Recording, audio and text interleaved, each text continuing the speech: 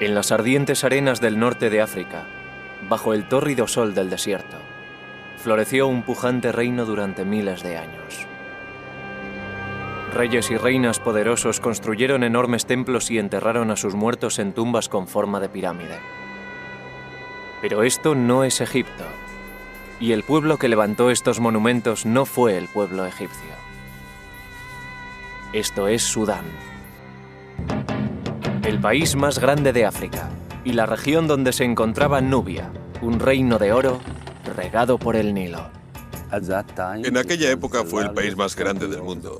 Fue un imperio, un verdadero imperio. Un imperio con una lengua que los eruditos siguen sin poder descifrar. Perdida en las sombras, la historia de la antigua Nubia ha constituido un misterio hasta ahora. Tienes la oportunidad de encontrar algo por primera vez. Estamos escribiendo los libros de historia gracias a los descubrimientos arqueológicos que hemos realizado en este país. Los arqueólogos están desenterrando pruebas de rituales sagrados.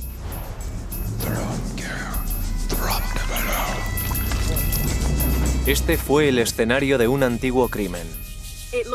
Parece como si alguien hubiera roto deliberadamente este altar en multitud de pedazos. Es posible que una invasión cruenta acabara con el poderoso imperio.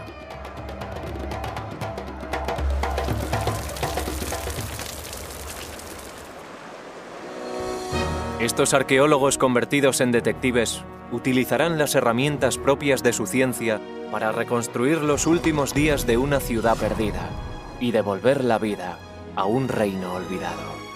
Una tierra llamada Nubia, el reino olvidado. La antigua Nubia empezó a despuntar como un imperio poderoso situado en lo que es ahora Sudán en el año 2000 a.C., poco después de que más al norte las primeras dinastías egipcias hubieran forjado su propia nación. Desde el principio los egipcios consideraron a los soberanos nubios y a sus formidables ejércitos de habilidosos arqueros un enemigo a tener en cuenta y un rival peligroso que se interponía en su intención de controlar el tramo sur del Nilo. Durante muchos años los faraones egipcios dominaron a sus adversarios del sur. Pero llegó un momento en el que cambiaron las tornas y los nubios conquistaron Egipto. Enemigos en la guerra y socios comerciales, la historia de estas dos naciones estuvo irremediablemente ligada durante milenios. En la actualidad son los egipcios quienes acaparan todas las miradas. Pero la historia de uno de sus rivales más poderosos está empezando a emerger de las sombras. Los nubios fueron africanos, sofisticados y artistas. Florecieron de forma independiente a Egipto durante miles de años. Las ricas vetas de oro de su subsuelo hicieron ricos a los soberanos nubios. Sus artistas alcanzaron una gran maestría a la hora de convertir el oro en joyas que adornaron a sus reyes. La cerámica nubia estaba considerada como una de las mejores del mundo antiguo. Los arquitectos nubios no solo construyeron templos en honor de su panteón de dioses, también revitalizaron las tradiciones egipcias. En la actualidad, Sudán tiene casi 3 veces más pirámides que Egipto. Cuando pienso en todos aquellos reyes tan poderosos que gobernaron Sudán, me gusta imaginar que pudieron ser mis antepasados. Siento que pertenecemos al mismo pueblo.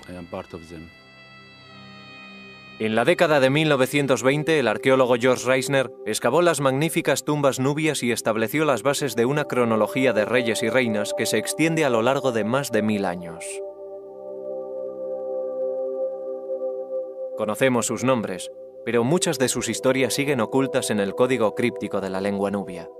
Para poder descifrar esa lengua, los arqueólogos sueñan con encontrar una nueva piedra de Rosetta, como la utilizada para traducir los jeroglíficos egipcios en 1822. Sería fantástico que pudiéramos encontrar un documento de tanta importancia. El sueño de todo arqueólogo es encontrar la pista que le ayude a resolver un rompecabezas como este. Ahora, este nuevo yacimiento arqueológico, una ciudad perdida en el desierto, puede guardar la llave que nos permita abrir las puertas del pasado de Nubia. Los arqueólogos Julie Anderson y Salah Ahmed salieron de Jartum y recorrieron 350 kilómetros en dirección norte. Tras 9 horas de viaje envueltos en una densa nube de polvo, llegaron a su destino, la moderna ciudad de Dangeil. El yacimiento está escondido entre misteriosos montículos de arena situados cerca del centro de la ciudad. Es una ciudad nubia bien conservada, de 2000 años de antigüedad, y de una extensión similar a la de 24 campos de fútbol.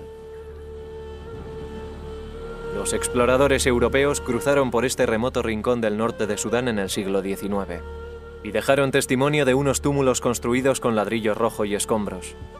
Pero no fue hasta que Julie y Salah exploraron el yacimiento hace 3 años cuando se confirmó la existencia de una ciudad antigua. Empezamos a excavar y en los primeros 20 minutos encontramos lo que parecía ser un suelo y empezamos a limpiarlo. Por fin encontramos los bordes y nos dimos cuenta de que estábamos sobre una enorme pared. No era ningún suelo. Nos llevamos una sorpresa. De pronto empezamos a comprender que el yacimiento era gigantesco, mucho más grande de lo que habíamos previsto. Para desenterrar la ciudad serán necesarios muchos años, muchos trabajadores y vaciar incontables cubos de arena. Pero una estructura impresionante ya está emergiendo a la luz. Bajo uno de los túmulos centrales, el equipo ha encontrado los restos de uno de los templos más grandes de Sudán. Julie y Salah no saben exactamente cuándo fue construido, pero creen que está dedicado al dios supremo Amón, la deidad con cabeza de carnero adorado tanto por nubios como por egipcios. Los templos dedicados a este dios tienen una estructura clásica basada en el templo egipcio de Karnak, y el templo de Dangeil parece seguir la misma disposición.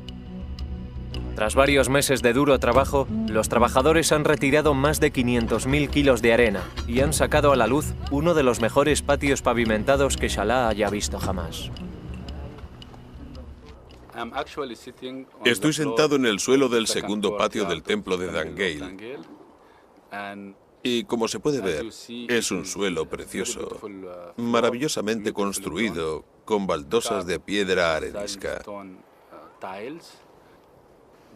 Las junturas son muy estrechas, las baldosas están muy bien colocadas. Parecen baldosas recién puestas, como si nadie las hubiera pisado.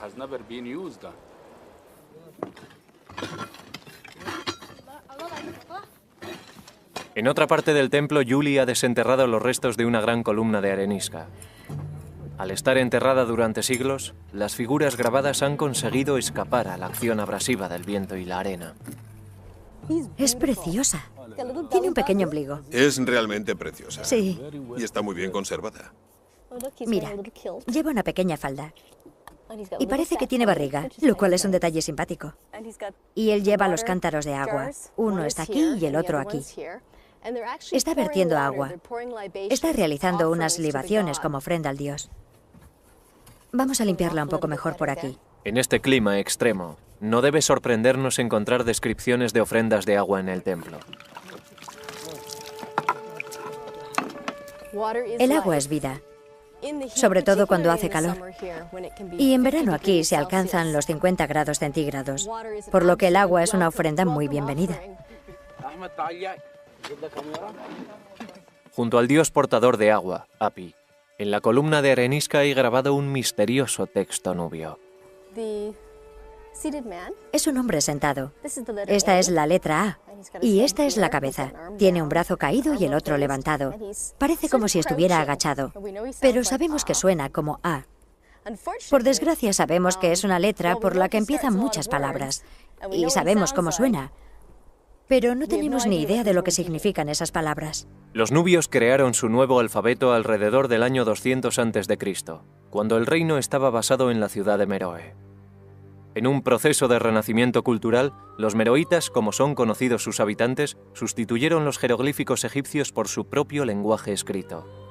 Hasta que sea descifrado, los arqueólogos solo pueden leer lo que otras culturas de su época escribieron sobre este reino.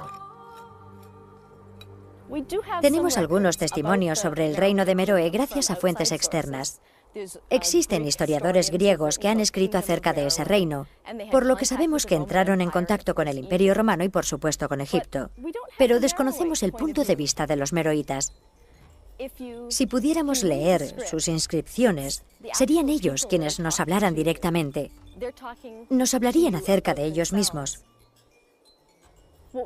Necesitamos encontrar algo similar a la piedra de Rosetta encontrada en Egipto y que sirvió para descifrar los jeroglíficos egipcios. Necesitamos un texto bilingüe. Y la antigua ciudad de Dangeil es una firme candidata a tener una piedra de Rosetta. Su ubicación en el Nilo, justo al sur de una zona de rápidos llamada la Quinta Catarata, le aseguraba una posición estratégica junto a la intersección de las principales rutas comerciales del interior de África. La Quinta Catarata es muy rocosa, lo que imposibilita la navegación. Las rocas tienen los bordes tan cortantes que destrozarían el fondo de cualquier barco. Es necesario desembarcar, recorrer un tramo por tierra y retomar el Nilo, y el lugar en el que se retoma este es Dangeil. A lo largo de su historia, el reino nubio atrajo a mercaderes de países lejanos, que venían en busca de marfil, pieles de animales y, por supuesto, oro. Mercaderes de distintas culturas y lenguas. Griegos, egipcios y romanos comerciaron con Nubia. Muchos tuvieron que pasar por Dangeil, y es posible que dejaran alguna inscripción bilingüe. Pero por ahora el único camino hacia el pasado de Nubia se encuentra bajo tierra.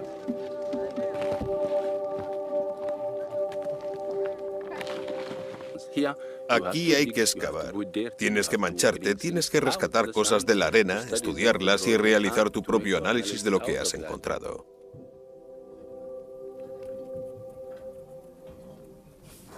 El clima del norte de África no siempre ayuda. Tras 3 semanas excavando en la arena, un remolino de polvo en el horizonte anuncia que las condiciones de excavación van a endurecerse aún más. A la mañana siguiente los cielos están limpios y con la calma que viene tras la tormenta llega la primera pista sobre los orígenes de esta antigua ciudad.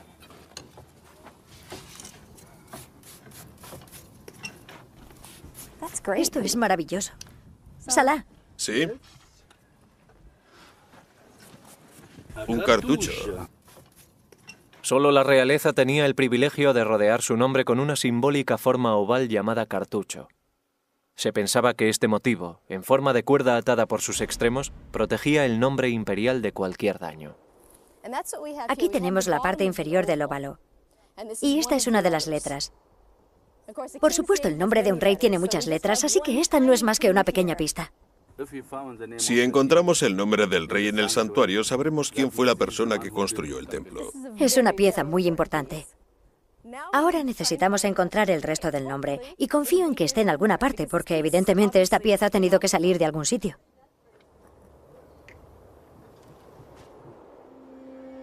Aunque Julie y Salah no saben exactamente quién construyó el templo de Amón en Dangeil, sospechan que tiene una antigüedad de 2000 años y que corresponde al periodo meroítico.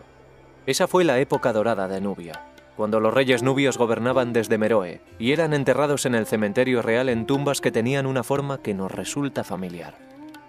Influidos por la proximidad de Egipto, los nubios admiraban las enormes tumbas de Giza y empezaron a enterrar a sus reyes en sus propias pirámides, que a diferencia de las egipcias tenían los lados más escarpados.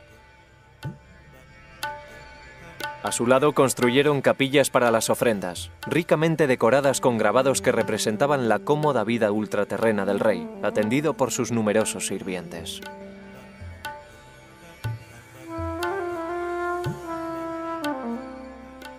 No solo los reyes fueron enterrados en las pirámides de Meroe. Después del siglo III a.C., varias reinas poderosas ocuparon el trono de Nubia y es posible que fueran corregentes. Una de las más importantes reinó cerca de principios de nuestra era, justo antes de la probable construcción del templo de Dangeil. Amenishaketo fue una poderosa reina nubia. Aparece representada portando arcos y flechas, armas que tradicionalmente solo solía utilizar el hombre, y lleva atados a unos prisioneros. Hay bastantes posibilidades de que combatiera contra los romanos. En el año 23 a.C., los romanos atacaron el reino nubio. Según su testimonio, al mando de las tropas nubias estaba una valerosa mujer tuerta que los arqueólogos creen que puede tratarse de Amanisaketo. La reina consiguió impedir que los romanos conquistaran su reino, e incluso logró la firma de un tratado de paz favorable. Aunque difuminadas, aún pueden encontrarse restos de la imponente figura de Amanisaketo en las paredes de su capilla de ofrendas.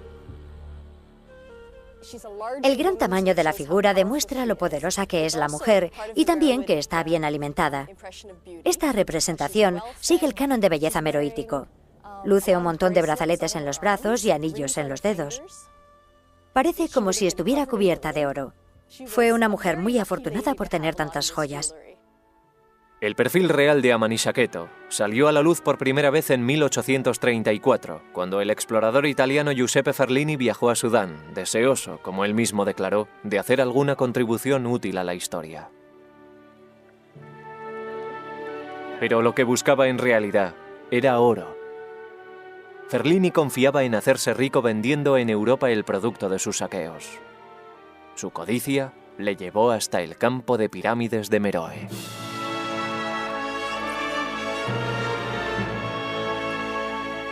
Según su diario, Ferlini ordenó a sus hombres que desmantelaran la tumba de Amanisaketo, una de las mejor conservadas del cementerio, y que medía más de 30 metros de altura. Mientras sus hombres trabajaban bajo el implacable sol del desierto, Ferlini descansaba a la sombra. Su tranquilidad fue alterada por los gritos de un trabajador que le pidió que subiera a la cima de la pirámide.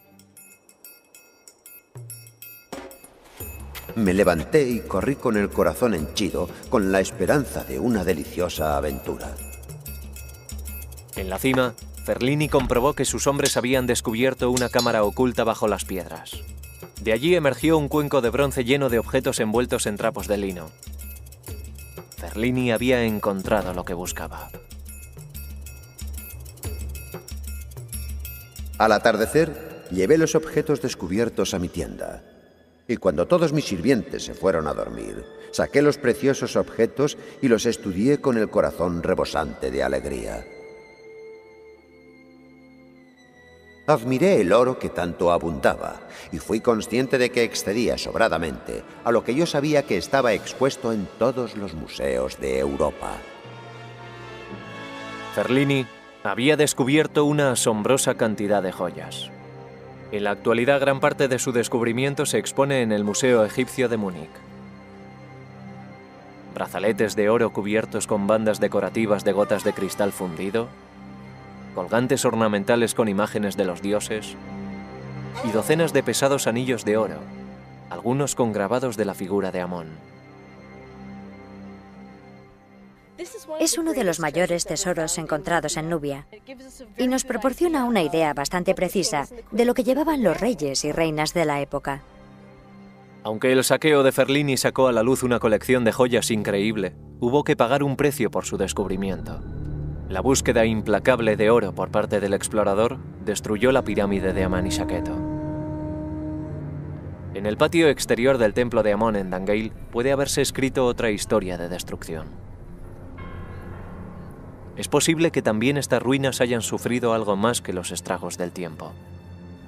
Este templo fue abandonado por algún motivo, pero no estamos seguros de cuál puede ser. Desde debajo de la tierra emerge la prueba que nos habla de la catástrofe sufrida por Dangeil. Es parte de la viga de un techo. Es una pieza larga de madera de palmera que está casi totalmente quemada. Como se puede ver, más que madera es carbón. La viga se rompe y se desintegra en cuanto la tocas. Esta es la parte de la viga del techo que se cayó al suelo después de que se produjera un gran incendio en este patio delantero. Debió de tratarse de un incendio terrible, porque se extendió por gran parte del palacio. Pueden verse señales del fuego en las columnas y en el suelo. Aunque hay partes del palacio que no fueron pasto de las llamas, el hecho de haber encontrado los restos de este incendio nos da una pista de por qué la gente abandonó esta zona. Puede que estallara una guerra, o también puede que el templo ardiera de forma accidental.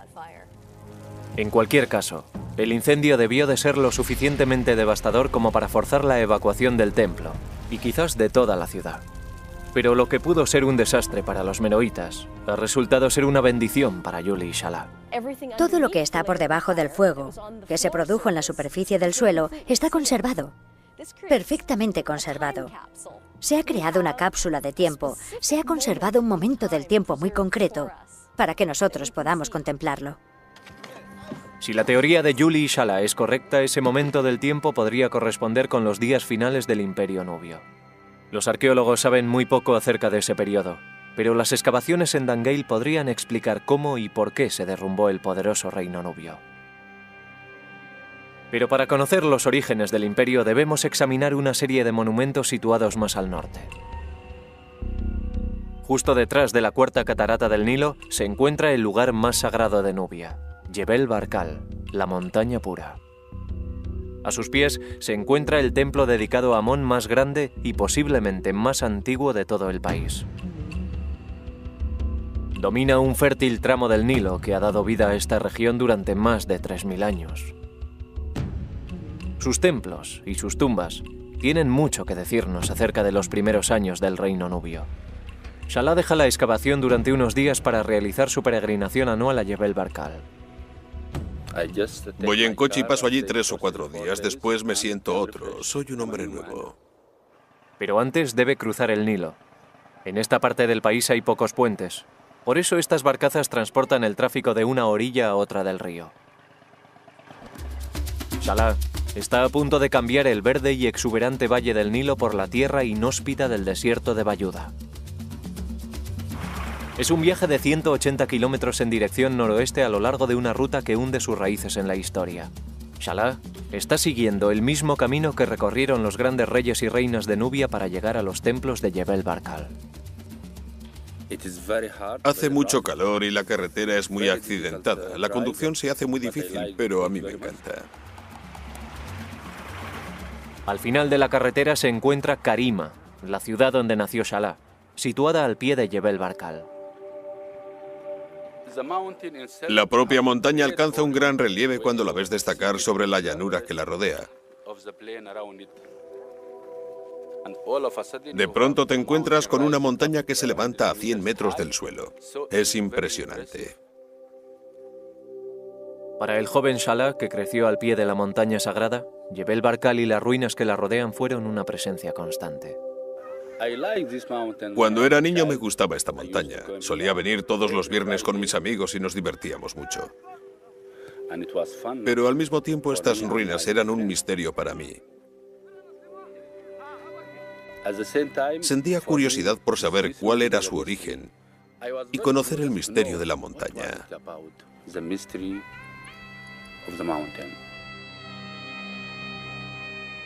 El misterio se remonta hace 3500 años, la época de algunos de los faraones más grandes de Egipto, el rival norteño de Nubia. En la forma que adopta la cima de Jebel Barkal, los egipcios vieron la representación del símbolo más poderoso de la realeza, el Ureus, o cobra del Alto Egipto. Puedes ver la silueta de una corona con el símbolo de la realeza en su parte delantera. Como creían que Amón, el dios de los dioses, era el origen de su monarquía, los egipcios construyeron aquí un templo en su honor. Ampliado a lo largo de los años por los reyes nubios, el templo es el más grande de Sudán. Pero el tiempo ha pasado factura. Siglos de exposición a la erosión han hecho desaparecer las columnas con grabados como la que Yuli y Shala han encontrado en Dangeil. Las condiciones climáticas son muy duras. Por eso ahora tanto el templo como sus alrededores están en ruinas. Pero cuando el templo brillaba como una joya a los pies de la montaña sagrada, los poderosos faraones egipcios recorrían cientos de kilómetros para ser coronados aquí por los sumos sacerdotes de Amón. Este era el lugar más sagrado de todo el Valle del Nilo. Siempre pensaron que Amón moraba aquí. Dentro de la base del templo se levanta un templo en honor a la diosa Mut, la mujer del dios Amón. Shala es capaz de leer la leyenda mitológica de la montaña que aparece grabada en las paredes del templo. Aquí puede verse con claridad el perfil de la montaña. La cima es plana, pero tiene un apéndice vertical separado de ella. En la frente vemos la serpiente y el disco solar, que es un símbolo de la realeza. Y dentro de la montaña vemos a Amón sentado en su trono. Existía una creencia antigua, según la cual Amón vivía en el interior de la montaña Jebel Barkal. En el siglo VIII a.C., la antaño poderosa civilización egipcia se había debilitado y había perdido su dominio sobre la montaña sagrada. Los nubios asumieron el control de Jebel Barkal, autodenominándose los verdaderos hijos de Amón. Cuando se sintieron lo bastante fuertes, atacaron Egipto, conquistaron a su rival del norte y fundaron la 25ª dinastía. Todo el mundo piensa que los egipcios fueron los dueños del Valle del Nilo, pero no fue siempre así. Durante un periodo de más de 100 años, los nubios fueron los dueños de África. El rey Taharco fue el más destacado de esta poderosa dinastía de faraones nubios que gobernaron sobre la tierra de las pirámides e incorporaron a su reino toda la riqueza y el esplendor que había definido a la civilización egipcia. Durante casi un siglo, los nubios controlaron un territorio que en la actualidad se extendería desde Jartum a Palestina. Puede que en aquella época fuera el país más grande del mundo. Fue un imperio, un verdadero imperio. Aunque finalmente los nubios perdieron el control de Egipto tras la invasión de los asirios, la invasión no terminó con su imperio ni con su lealtad al gran dios Amón. Se reagruparon en el sur y experimentaron un nuevo florecimiento que duró 1000 años y durante el cual construyeron templos en honor al dios de dioses en todo su territorio. La misión de Salah consiste en restaurar el legado de sus antepasados. Ahora mi vida consiste en salir de casa para realizar excavaciones. Tengo que excavar, tengo que descubrir algo para la historia de Sudán.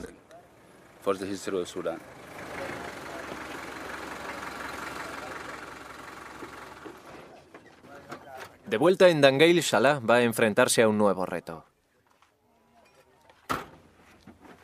Ahora buscará a sus antepasados dentro de sus tumbas.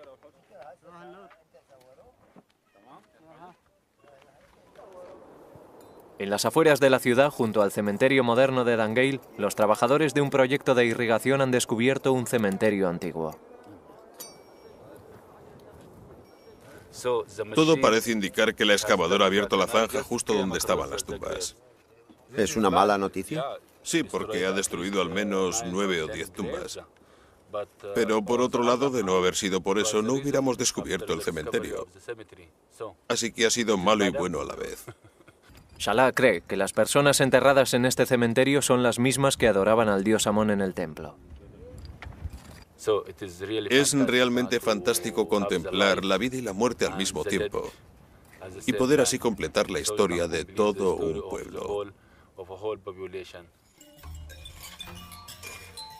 En el templo, Julie y el equipo de excavación continúan su batalla contra el calor y las tormentas de arena, con la esperanza de desentrañar un poco más el misterio del templo de Amón.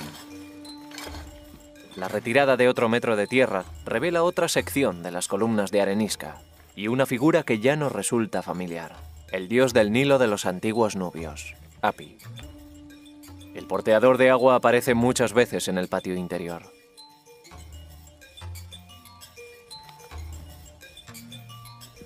En esta columna tenemos 8 figuras de Hapi y en las demás columnas tenemos otras 8. Así que cuando terminemos tendremos 32 figuras de Hapi. Hapi es el dios del Nilo y, como podemos ver, porta unas vasijas que vierten agua. Con ello quieren indicar que el dios lleva la fertilidad del Nilo a la gente que habita en sus riberas. Por eso Hapi era tan importante para la gente que vivía aquí. Sin el agua del Nilo hubieran perecido.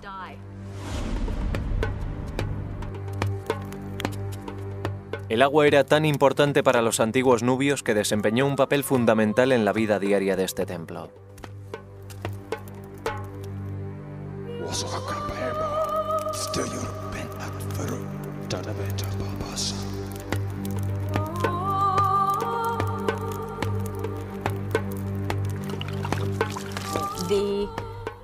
Los sacerdotes ofrecían libaciones a los dioses. En este caso concreto sería al dios Amón. Esto significaba que posiblemente derramaban agua y quizá leche en el altar y se lo ofrecían al dios.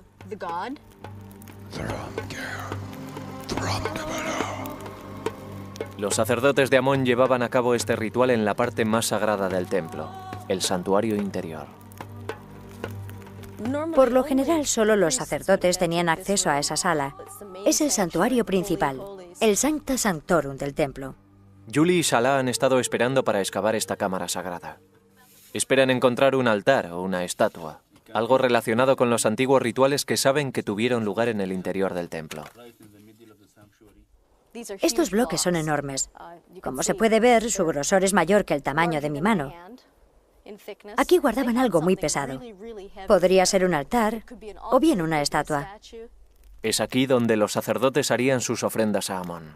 Pero en el lugar en el que debía levantarse el altar, Julie encuentra las inquietantes pruebas de una profanación. Parece que alguien excavó un gran agujero en el suelo del santuario principal del templo. El altar sagrado ha desaparecido. O bien se lo llevaron con ellos o lo volcaron para llevárselo y se rompió al caer. Pero no hay duda de que, sea como sea, cometieron un sacrilegio terrible. Tras este descubrimiento, los restos del incendio encontrados en el patio delantero ya no parecen ser obra de un accidente. La identidad de los saqueadores es un misterio, pero lo que hicieron con el altar queda perfectamente claro cuando Julie reexamina un montón de fragmentos de piedra encontrados al principio de la temporada. ¡Cómo pesa!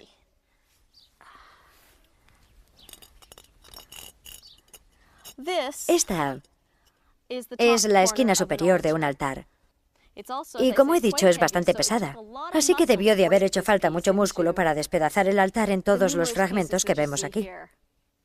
Por suerte, aunque el altar está destruido, una pieza crucial permanece intacta. Hemos completado esta pieza. Es la pieza perdida del cartucho que estaban buscando. Ahora podrán descifrar el nombre del soberano que levantó este templo. Y no es un rey. Su nombre real es Marikalpa, y es uno de los nombres de la reina Amanitore. El templo ha dejado de ser anónimo. Ahora tiene un soberano y una fecha. Amanitore fue otra poderosa reina nubia que reinó durante el primer siglo después de Cristo. Conocemos el aspecto que tenía la reina. Esta es su corona. Y en la parte delantera aparece un ureus doble, esto es, dos serpientes con un pequeño disco solar encima de cada cabeza. Y esta es su nariz, que destaca en su perfil. También se ve una oreja y un pequeño pendiente en este lado. Y se la representa con una hermosa y rolliza mejilla para significar que posee belleza y fertilidad, que no le falta comida y que puede traer hijos al mundo sanos y fuertes. La reina Amanitore y el rey corregente Natakamani reinaron sobre Nubia durante la época de Cristo. Esta poderosa pareja honró a los dioses construyendo más templos que casi cualquier otro soberano nubio. El complejo de Naga, situado a 200 kilómetros al sur, es un testamento impresionante de su devoción. Para llegar al templo hay que recorrer una avenida flanqueada por estatuas de carneros en homenaje a Amón, lo que nos da una pista de lo que podría esconderse bajo las arenas de Dangale. Como todos los soberanos nubios, el rey Natakamani y la reina Amanitore tuvieron primero que ser coronados oficialmente en Jebel Barkal. Desde allí visitarían muchos de los templos más importantes de su reino, como el de Dangale, donde serían coronados ceremonialmente por Amón. Amanitore y Natakamani llegaron al templo de Dangale en barco, remontando el curso del Nilo. Al llegar, se dirigieron al santuario principal. El complejo del templo de Amón se les aparecía como un espejismo en el horizonte. Al acercarse al templo, se encontraron con las dos enormes puertas que impedían el acceso y ocultaban los secretos del interior. Conducidos por los sumos sacerdotes, la reina Amanitore y el rey Natakamani entrarían al templo seguidos por su cortejo y avanzarían hasta el santuario interior.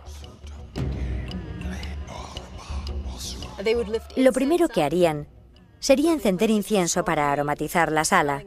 Posteriormente, rodeados por el humo del incienso, realizarían las ofrendas al dios Amón.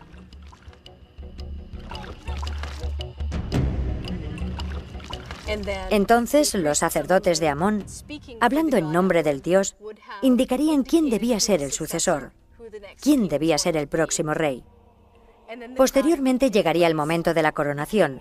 El rey era coronado oficialmente por Amón, en este caso presumiblemente por su representante en la tierra, el sumo sacerdote de Amón.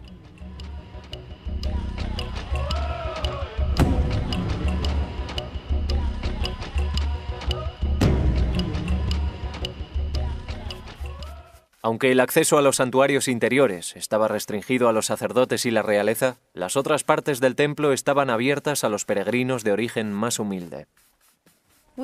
Hemos encontrado una huella de pie con una inscripción en una de las losas del primer patio.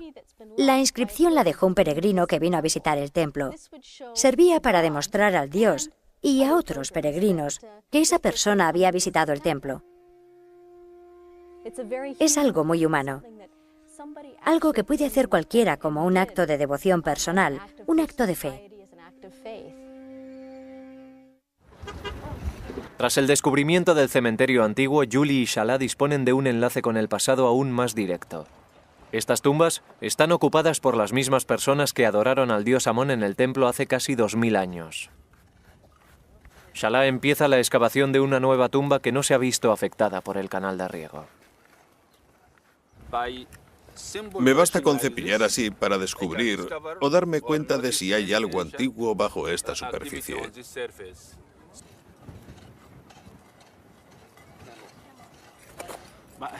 Pero aquí debo tener mucho cuidado porque tengo que seguir exactamente los límites del hueco original. Tras varios días de excavaciones, Salah ha avanzado mucho. A la entrada de la tumba ha encontrado una vasija intacta enterrada en la tierra.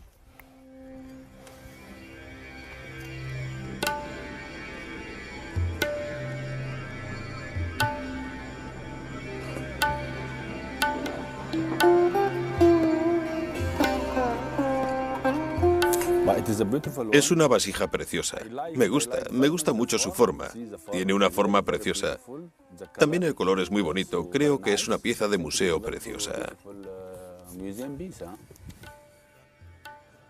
Es probable que la familia del difunto utilizara la vasija para quemar incienso en honor del fallecido como una última prueba de dolor.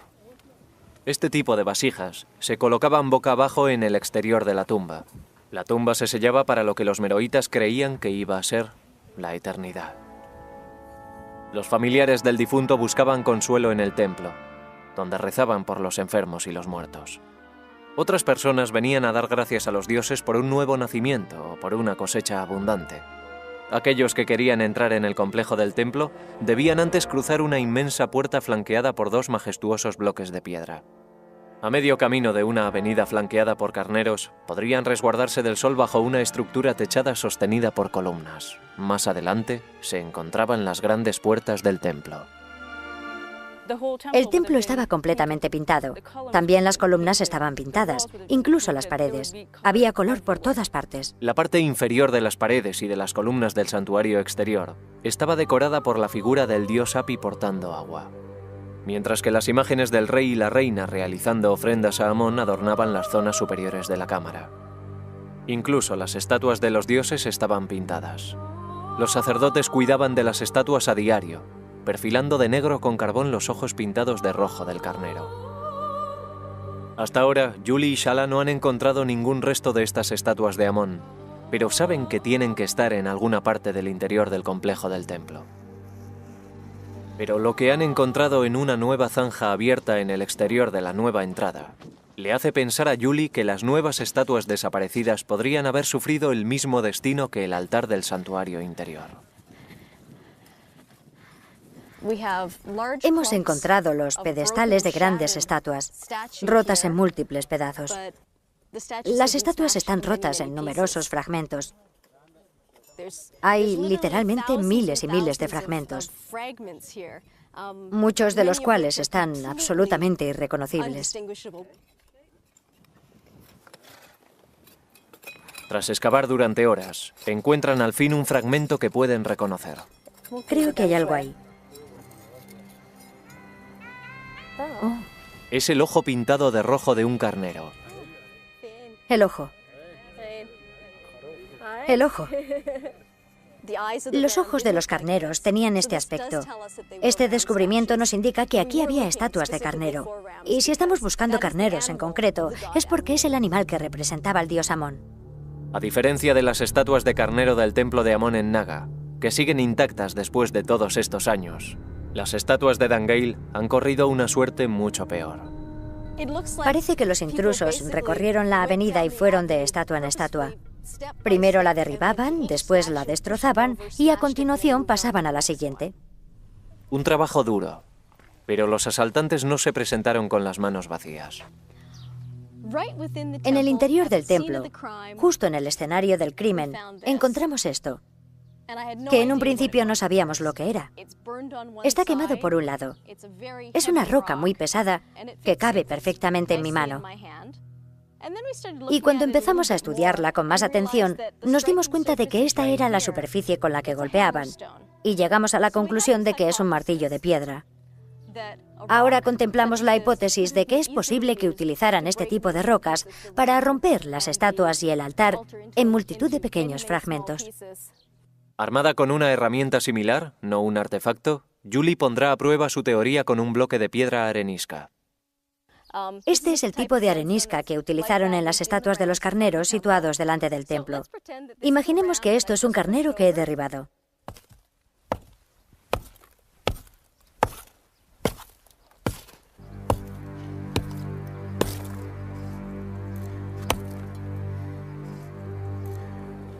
Como podemos ver, los trozos de roca se fragmentan en piezas muy pequeñas y tienen un aspecto muy similar a las piezas que recuperamos del altar.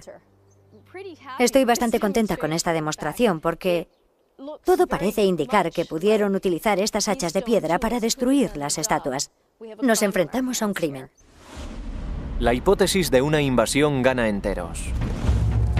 Alguna fuerza poderosa pasó por Dangeil a sangre y fuego y arrasó el templo sagrado. Los invasores saquearon el santuario. Borraron toda referencia a los soberanos nubios. Y destruyeron los símbolos de sus dioses. Se llevaron todos los objetos de valor. Y por último, como gesto de despedida,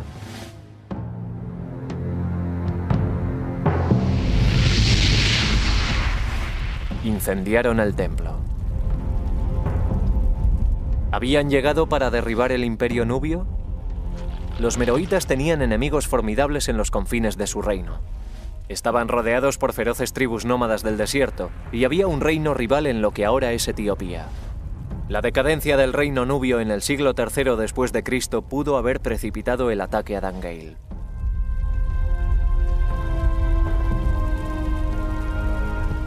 Una cosa es segura, la antigua ciudad nunca se recuperó del golpe. Una vez que fue destruido, los habitantes de Dangeil abandonaron el templo y sus hogares. Estamos muy contentos por haber conseguido encontrar estas respuestas. Ahora intentamos completar algunos detalles, pero ya tenemos respuesta a las grandes preguntas, y eso es increíble. Es una recompensa extraordinaria para su primera temporada de excavaciones. Pero a Salah aún le queda mucho trabajo en el cementerio. Por fin, ha conseguido acceder al interior de la tumba, donde ha encontrado una enorme vasija para realizar ofrendas.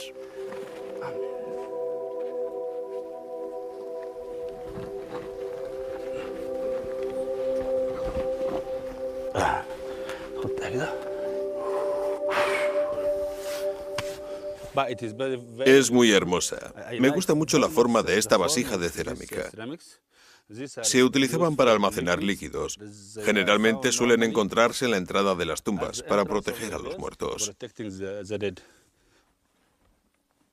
Aquí, dentro de esta tumba, nos encontramos con un momento de la historia muy concreto. Es como si un momento determinado de la historia hubiera quedado sellado en esta tumba. Es muy emocionante encontrar los huesos para poder reconstruir todo el cuerpo. Pero al mismo tiempo hay que tener en cuenta que estás tratando con un cuerpo humano, un ser humano que se dedicaba a la agricultura o al pastoreo.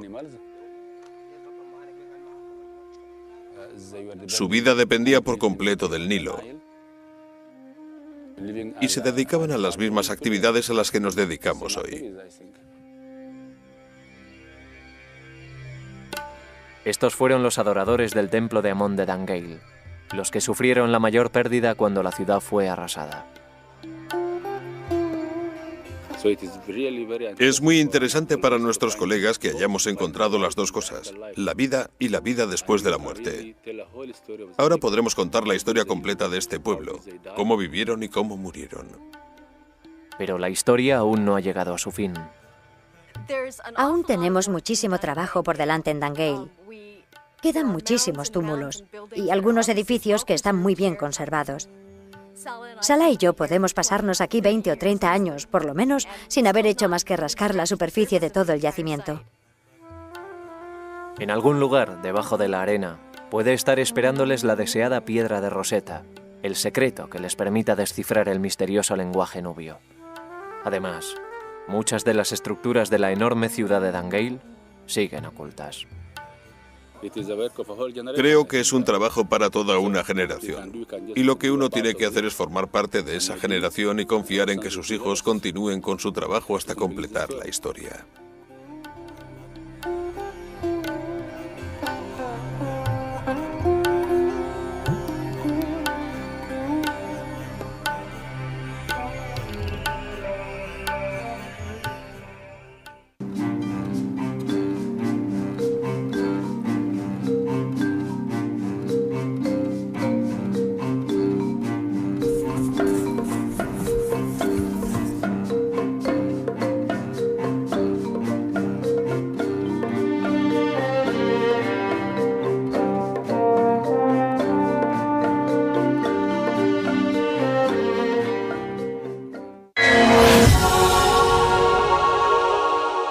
Varias reinas poderosas ocuparon el trono de Nubia y es posible que fueran corregentes.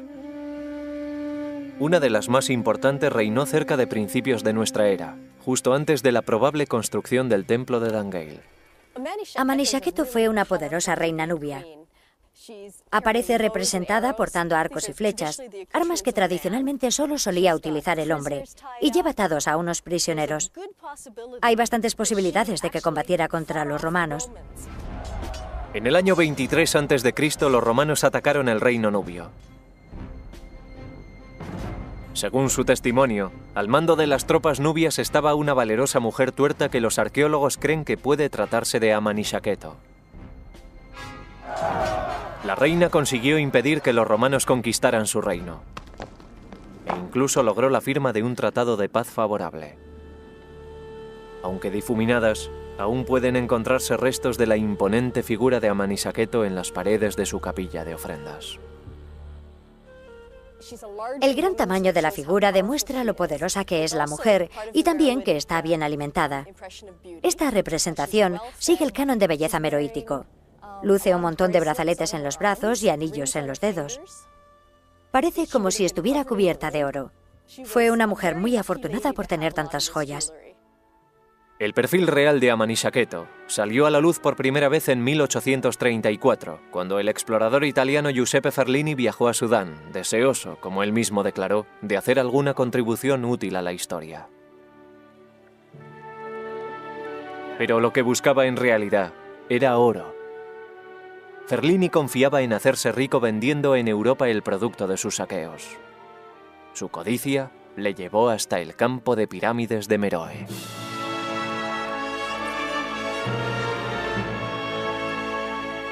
Según su diario, Ferlini ordenó a sus hombres que desmantelaran la tumba de Amenishaketo, una de las mejor conservadas del cementerio, y que medía más de 30 metros de altura. Mientras sus hombres trabajaban bajo el implacable sol del desierto, Ferlini descansaba a la sombra. Su tranquilidad fue alterada por los gritos de un trabajador que le pidió que subiera a la cima de la pirámide. Me levanté y corrí con el corazón henchido, con la esperanza de una deliciosa aventura. En la cima, Ferlini comprobó que sus hombres habían descubierto una cámara oculta bajo las piedras.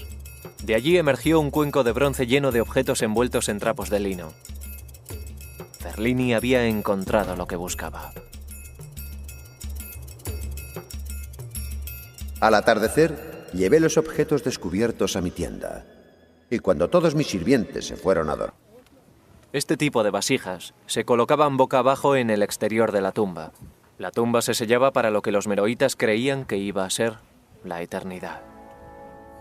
Los familiares del difunto buscaban consuelo en el templo, donde rezaban por los enfermos y los muertos. Otras personas venían a dar gracias a los dioses por un nuevo nacimiento o por una cosecha abundante.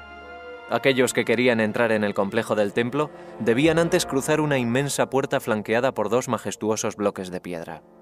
A medio camino de una avenida flanqueada por carneros, podrían resguardarse del sol bajo una estructura techada sostenida por columnas. Más adelante se encontraban las grandes puertas del templo. El templo estaba completamente pintado. También las columnas estaban pintadas, incluso las paredes. Había color por todas partes. La parte inferior de las paredes y de las columnas del santuario exterior estaba decorada por la figura del dios Hapi portando agua, mientras que las imágenes del rey y la reina realizando ofrendas a Amón adornaban las zonas superiores de la cámara. Incluso las estatuas de los dioses estaban pintadas. Los sacerdotes cuidaban de las estatuas a diario, perfilando de negro con carbón los ojos pintados de rojo del carnero. Hasta ahora, Julie y Shala no han encontrado ningún resto de estas estatuas de Amón, pero saben que tienen que estar en alguna parte del interior del complejo del templo. Pero lo que han encontrado en una nueva zanja abierta en el exterior de la nueva entrada le hace pensar a Julie que las nuevas estatuas desaparecidas podrían haber sufrido el mismo destino que el altar del santuario interior. Hemos encontrado los pedestales de grandes estatuas, rotas en múltiples pedazos. Las estatuas están rotas en numerosos fragmentos. Hay literalmente miles y miles de fragmentos, muchos de los cuales están absolutamente irreconocibles. Tras excavar durante horas, encuentran al fin un fragmento que pueden reconocer. Creo que hay algo ahí. Oh. Es el ojo pintado de rojo de un carnero. El ojo. El ojo. Los ojos de los carneros tenían este aspecto. Este descubrimiento nos indica que aquí había estatuas de carnero. Y si estamos buscando carneros en concreto, es porque es el animal que representaba al dios Amón. A diferencia de las estatuas de carnero del templo de Amón en Naga, que siguen intactas después de todos estos años, las estatuas de Dangail han corrido una suerte mucho peor. Parece que los intrusos recorrieron la avenida y fueron de estatua en estatua. Primero la derribaban, después la destrozaban y a continuación pasaban a la siguiente. Un trabajo duro, pero los asaltantes no se presentan. La retirada de otro metro de tierra revela otra sección de las columnas de arenisca y una figura que ya nos resulta familiar: el dios del Nilo de los antiguos nubios, Hapi. El porteador de agua aparece muchas veces en el patio interior.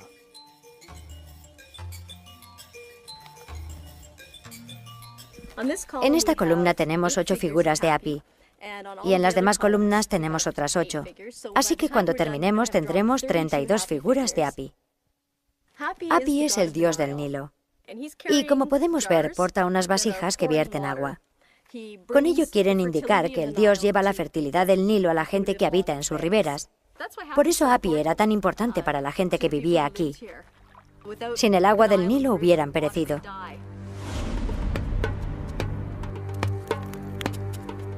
El agua era tan importante para los antiguos nubios que desempeñó un papel fundamental en la vida diaria de este templo.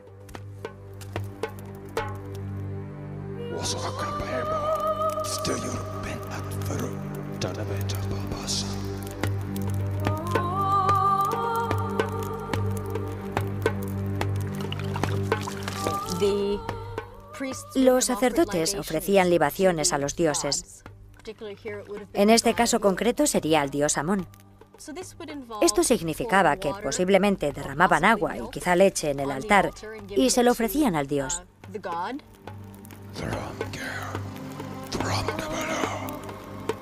Los sacerdotes de Amón llevaban a cabo este ritual en la parte más sagrada del templo, el santuario interior. Por lo general, solo los sacerdotes tenían acceso a esa sala. Es el santuario principal, el Sancta Sanctorum del templo. Julie y Salah han estado esperando para excavar esta cámara sagrada. Esperan encontrar un altar o una estatua, algo relacionado con los antiguos rituales que saben que tuvieron lugar en el interior del templo. Estos bloques son enormes. Como se puede ver, su grosor es mayor que el tamaño de mi mano. Aquí guardaban algo muy pesado. Podría ser un altar o bien una estatua. Es aquí donde los sacerdotes harían sus ofrendas a Amón.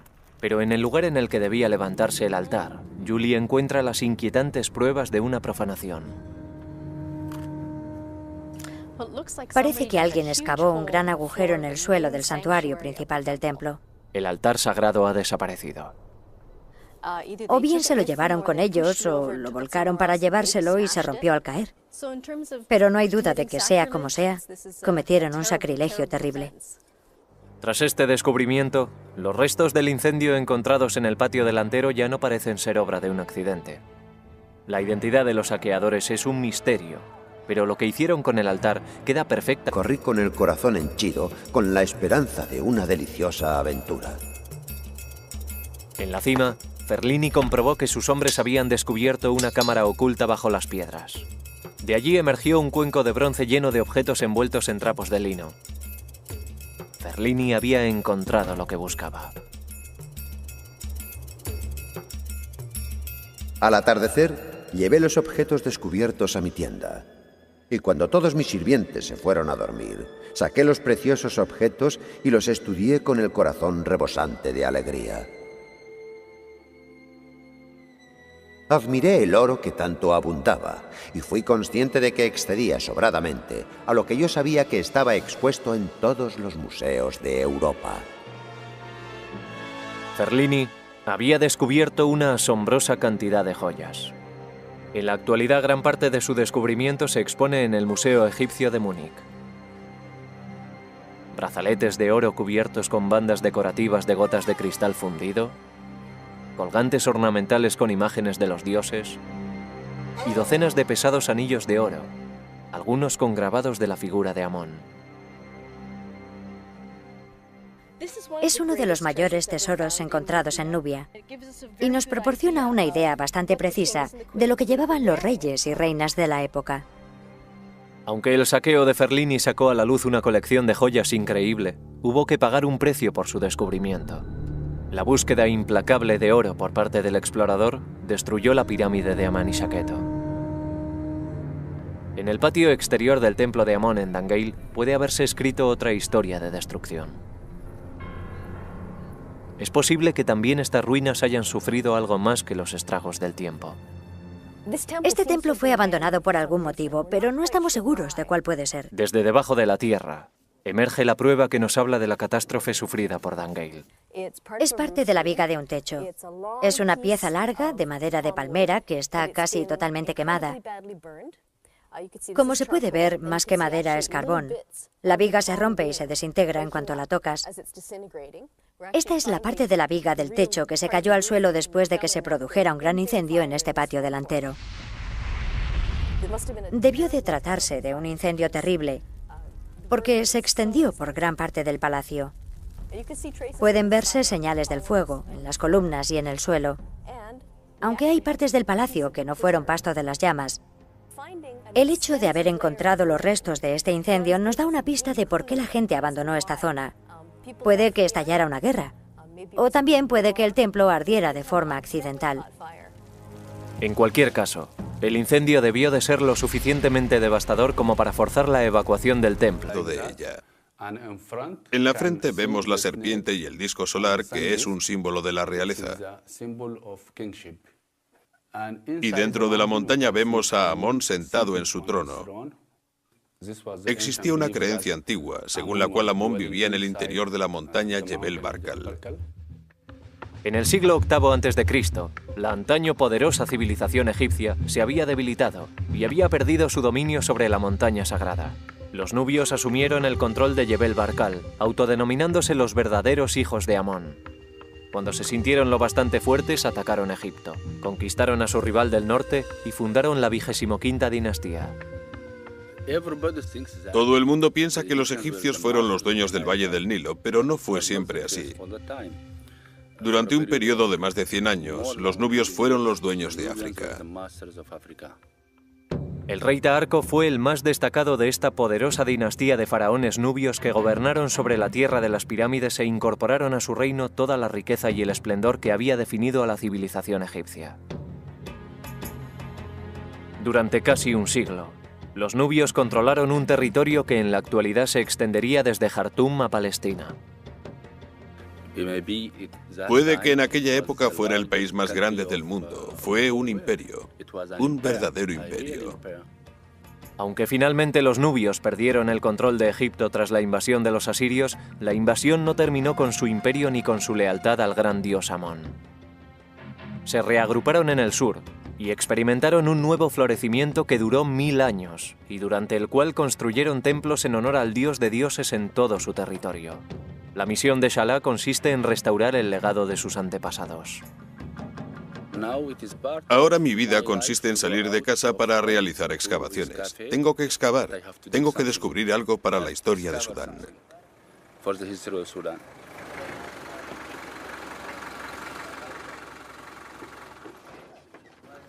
De vuelta en Dangeil, Salah va a enfrentarse a un nuevo reto.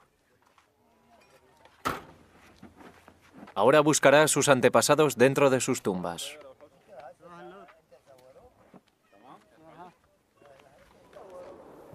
En las afueras de la ciudad, junto al cementerio moderno de Dangeil, los trabajadores de un proyecto de irrigación han descubierto un cementerio antiguo. Todo parece indicar que la excavadora ha abierto la zanja justo donde estaban las tumbas. ¿Es una mala noticia? Sí, porque ha destruido al menos 9 o 10 tumbas. Pero por otro lado, de no haber sido por eso, no hubiéramos descubierto el cementerio. Así que ha sido malo y bueno a la vez. Salah cree que las personas enterradas en este cementerio son las mismas que adoraban al dios Amón en el templo, que tienen que estar en alguna parte del interior del complejo del templo. Pero lo que han encontrado en una nueva zanja abierta en el exterior de la nueva entrada le hace pensar a Julie que las nuevas estatuas desaparecidas podrían haber sufrido el mismo destino que el altar del santuario interior. Hemos encontrado los pedestales de grandes estatuas, rotas en múltiples pedazos. Las estatuas están rotas en numerosos fragmentos. Hay literalmente miles y miles de fragmentos, muchos de los cuales están absolutamente irreconocibles. Tras excavar durante horas, encuentran al fin un fragmento que pueden reconocer. Creo que hay algo ahí. Oh, Es el ojo pintado de rojo de un carnero. el ojo. El ojo. Los ojos de los carneros tenían este aspecto. Este descubrimiento nos indica que aquí había estatuas de carnero. Y si estamos buscando carneros en concreto, es porque es el animal que representaba al dios Amón. A diferencia de las estatuas de carnero del templo de Amón en Naga, que siguen intactas después de todos estos años, las estatuas de Dangeil han corrido una suerte mucho peor. Parece que los intrusos recorrieron la avenida y fueron de estatua en estatua. Primero la derribaban, después la destrozaban y a continuación pasaban a la siguiente. Un trabajo duro, pero los asaltantes no se presentaron con las manos vacías. En el interior del templo, justo en el escenario del crimen, encontramos esto, que en un principio no sabíamos lo que era. Está quemado por un lado. Es una roca muy pesada que cabe perfectamente en mi mano.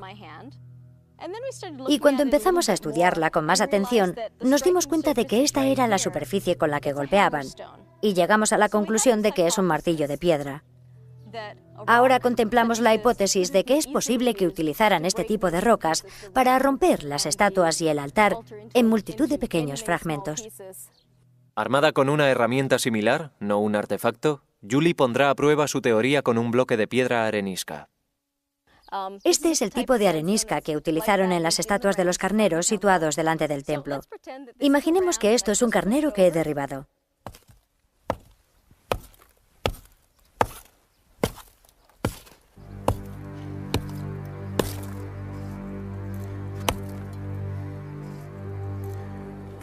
Como podemos ver, los trozos de roca se fragmentan en piezas muy pequeñas. y tienen un aspecto muy similar a las piezas que recuperamos del altar. Estoy bastante contenta con esta demostración porque todo parece indicar que... Pirámides de Meroe.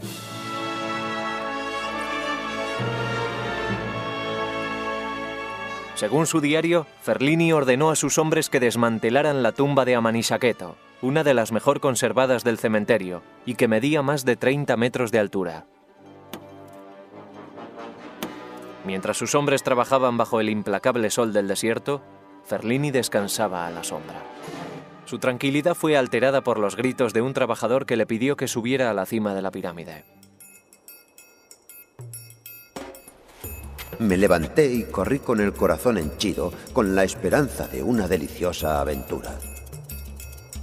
En la cima, Ferlini comprobó que sus hombres habían descubierto una cámara oculta bajo las piedras. De allí emergió un cuenco de bronce lleno de objetos envueltos en trapos de lino. Ferlini había encontrado lo que buscaba. Al atardecer, llevé los objetos descubiertos a mi tienda. Y cuando todos mis sirvientes se fueron a dormir, saqué los preciosos objetos y los estudié con el corazón rebosante de alegría. Admiré el oro que tanto abundaba y fui consciente de que excedía sobradamente a lo que yo sabía que estaba expuesto en todos los museos de Europa. Ferlini había descubierto una asombrosa cantidad de joyas. En la actualidad, gran parte de su descubrimiento se expone en el Museo Egipcio de Múnich. Brazaletes de oro cubiertos con bandas decorativas de gotas de cristal fundido, colgantes ornamentales con imágenes de los dioses y docenas de pesados anillos de oro, algunos con grabados de la figura de Amón. Es uno de los mayores tesoros encontrados en Nubia y nos proporciona una idea bastante precisa de lo que llevaban los reyes y reinas de la época. Aunque el saqueo de Ferlini sacó a la luz una colección de joyas increíble, hubo que pagar un precio por su descubrimiento. La búsqueda implacable de oro por parte del explorador destruyó la pirámide de Amanisaketo. En el patio exterior del templo de Amón en Dangeil puede haberse escrito otra historia de destrucción. Es posible que también estas ruinas hayan sufrido algo más que los estragos del tiempo. Este templo fue abandonado por algún motivo, pero no estamos seguros de cuál puede ser. Desde debajo de la tierra, emerge la prueba que nos habla de la catástrofe sufrida por Dangeil. Es parte de la viga de un techo. Es una pieza larga de madera de palmera que está casi totalmente quemada. Como se puede ver, más que madera es carbón. La viga se rompe y se desintegra en cuanto la tocas. Esta es la parte de la viga del techo que se cayó al suelo después de que se produjera un gran incendio en este yacimiento arqueológico. Una ciudad perdida en el desierto puede guardar la llave que nos permita abrir las puertas del pasado de Nubia. Los arqueólogos Julie Anderson y Salah Ahmed salieron de Jartum y recorrieron 350 kilómetros en dirección norte. Tras 9 horas de viaje envueltos en una densa nube de polvo, llegaron a su destino, la moderna ciudad de Dangeil. El yacimiento está escondido entre misteriosos montículos de arena situados cerca del centro de la ciudad.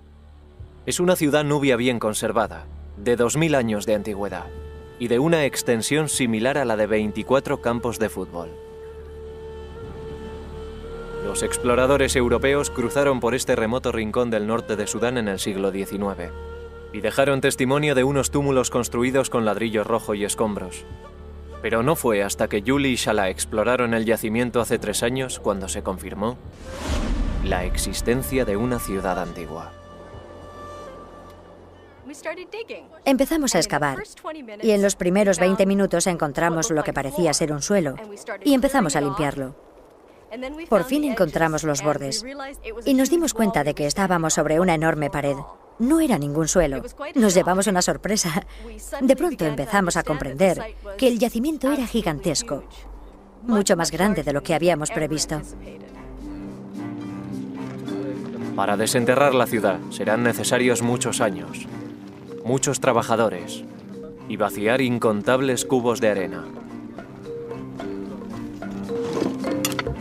Pero una estructura impresionante ya está emergiendo a la luz. Bajo uno de los túmulos centrales, el equipo ha encontrado los restos de uno de los templos más grandes de Sudán. Julie y Shalan no saben exactamente cuándo fue construido, pero creen que está dedicado al dios supremo Amón, la deidad con cabeza de carnero adorado tanto por nubios como por egipcios. Los templos dedicados a este dios tienen una estructura clásica basada en el templo egipcio de Karnak, y el templo de Dangeil parece seguir la misma disposición. Tras varios meses de duro trabajo, los trabajadores han retirado más de 500.000 kilos de arena y han sacado a la luz uno de los mejores patios pavimentados que Salah haya visto jamás. Estoy sentado en el suelo del segundo patio del templo de Dangeil. Y como se puede ver, es un suelo precioso, maravillosamente construido, con baldosas de piedra arenisca. Las junturas son muy estrechas, las baldosas están muy bien colocadas. Parecen baldosas recién puestas. La eternidad. Los familiares del difunto buscaban consuelo en el templo, donde rezaban por los enfermos y los muertos. Otras personas venían a dar gracias a los dioses por un nuevo nacimiento o por una cosecha abundante. Aquellos que querían entrar en el complejo del templo debían antes cruzar una inmensa puerta flanqueada por dos majestuosos bloques de piedra. A medio camino de una avenida flanqueada por carneros, podrían resguardarse del sol bajo una estructura techada sostenida por columnas. Más adelante se encontraban las grandes puertas del templo. El templo estaba completamente pintado. También las columnas estaban pintadas, incluso las paredes. Había color por todas partes. La parte inferior de las paredes y de las columnas del santuario exterior estaba decorada por la figura del dios Hapi portando agua, mientras que las imágenes del rey y la reina realizando ofrendas a Amón adornaban las zonas superiores de la cámara. Incluso las estatuas de los dioses estaban pintadas. Los sacerdotes cuidaban de las estatuas a diario, perfilando de negro con carbón los ojos pintados de rojo del carnero. Hasta ahora, Julie y Salah no han encontrado ningún resto de estas estatuas de Amón, pero saben que tienen que estar en alguna parte del interior del complejo del templo. Pero lo que han encontrado en una nueva zanja abierta en el exterior de la nueva entrada le hace pensar a Julie que las nuevas estatuas desaparecidas podrían haber sufrido el mismo destino que el altar del santuario interior. Hemos encontrado los pedestales de grandes estatuas, rotas en múltiples pedazos. Las estatuas están rotas en numerosos fragmentos. Hay literalmente miles y miles de fragmentos, muchos de los cuales están absolutamente irreconocibles. Tras excavar durante horas, encuentran al fin un fragmento que pueden reconocer. Creo que hay algo ahí. Oh. Es el ojo pintado de rojo de un carnero. El ojo. El ojo. Los ojos de los carneros tenían este aspecto. Este descubrimiento nos indica que aquí había estatuas de carnero. Y si estamos buscando carneros en concreto, es porque es el animal que representaba al dios Amón. A diferencia de las estatuas de carnero del templo de Amón en Naga, que siguen intactas después de todos estos años, las estatuas de Dangeil han corrido una suerte mucho peor. Parece que los intrusos recorrieron la avenida y fueron de estatua en estatua. Primero la derribaban, después la destrozaban y a continuación pasaban a la siguiente. Un trabajo duro, pero los asaltantes no se presentaron con las manos vacías. En el interior del templo, justo en el escenario del crimen, encontramos esto. Un verdadero imperio.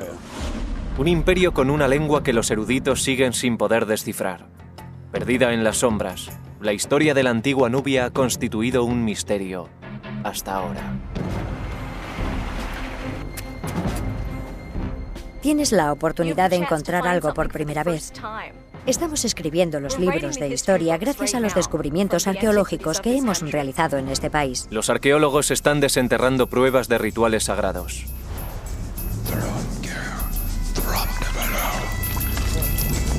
Este fue el escenario de un antiguo crimen.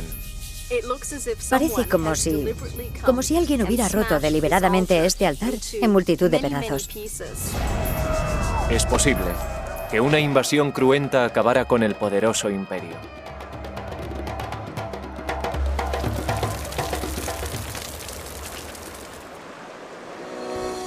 Estos arqueólogos convertidos en detectives utilizarán las herramientas propias de su ciencia para reconstruir los últimos días de una ciudad perdida y devolver la vida a un reino olvidado.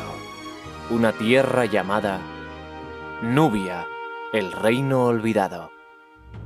La antigua Nubia empezó a despuntar como un imperio poderoso situado en lo que es ahora Sudán en el año 2000 a.C., poco después de que más al norte las primeras dinastías egipcias hubieran forjado su propia nación. Desde el principio los egipcios consideraron a los soberanos nubios y a sus formidables ejércitos de habilidosos arqueros un enemigo a tener en cuenta y un rival peligroso que se interponía en su intención de controlar el tramo sur del Nilo. Durante muchos años los faraones egipcios dominaron a sus adversarios del sur. Pero llegó un momento en el que cambiaron las tornas y los nubios conquistaron Egipto. Enemigos en la guerra y socios comerciales, la historia de estas dos naciones estuvo irremediablemente ligada durante milenios. En la actualidad son los egipcios quienes acaparan todas las miradas, pero la historia de uno de sus rivales más poderosos está empezando a emerger de las sombras. Los nubios fueron africanos, sofisticados y artistas. Florecieron de forma independiente a Egipto durante miles de años. Las ricas vetas de oro de su subsuelo hicieron ricos a los soberanos nubios. Sus artistas alcanzaron una gran maestría a la hora de convertir el oro en joyas que adornaron a sus reyes. La cerámica nubia estaba considerada como una de las mejores del mundo antiguo. Los arquitectos nubios no solo construyeron templos en honor de su panteón de dioses, también revitalizaron las tradiciones egipcias. En la actualidad, Sudán tiene casi 3... ¿Quién debía ser el próximo rey? Posteriormente llegaría el momento de la coronación. El rey era coronado oficialmente por Amón. En este caso, presumiblemente, por su representante en la tierra, el sumo sacerdote de Amón.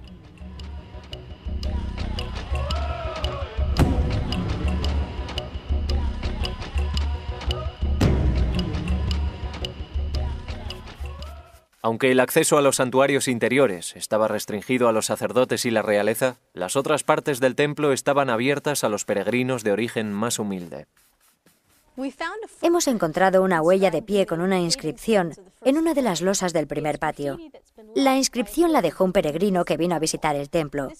Servía para demostrar al dios y a otros peregrinos que esa persona había visitado el templo. Es algo muy humano. Algo que puede hacer cualquiera como un acto de devoción personal, un acto de fe.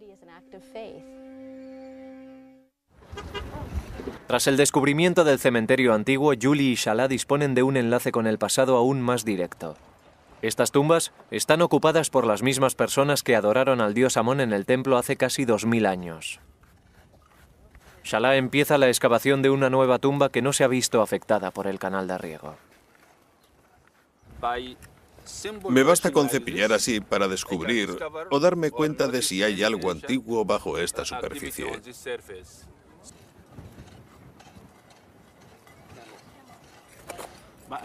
Pero aquí debo tener mucho cuidado porque tengo que seguir exactamente los límites del hueco original. Tras varios días de excavaciones, Salah ha avanzado mucho. A la entrada de la tumba ha encontrado una vasija intacta enterrada en la tierra.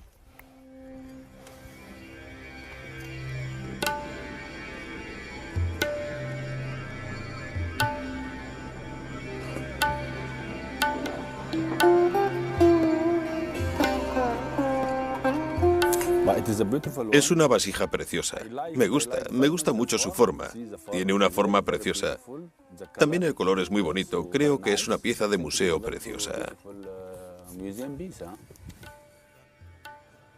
Es probable que la familia del difunto utilizara la vasija para quemar incienso en honor del fallecido como una última prueba de dolor. Este tipo de vasijas se colocaban boca abajo en el exterior de la tumba. La tumba se sellaba para lo que los meroitas creían que iba a ser la eternidad. Los familiares del difunto buscaban consuelo en el templo, donde rezaban por los enfermos y los muertos. Otras personas venían a dar gracias a los dioses por un nuevo nacimiento o por una cosecha abundante. Aquellos que querían entrar en el complejo del templo debían antes cruzar una inmensa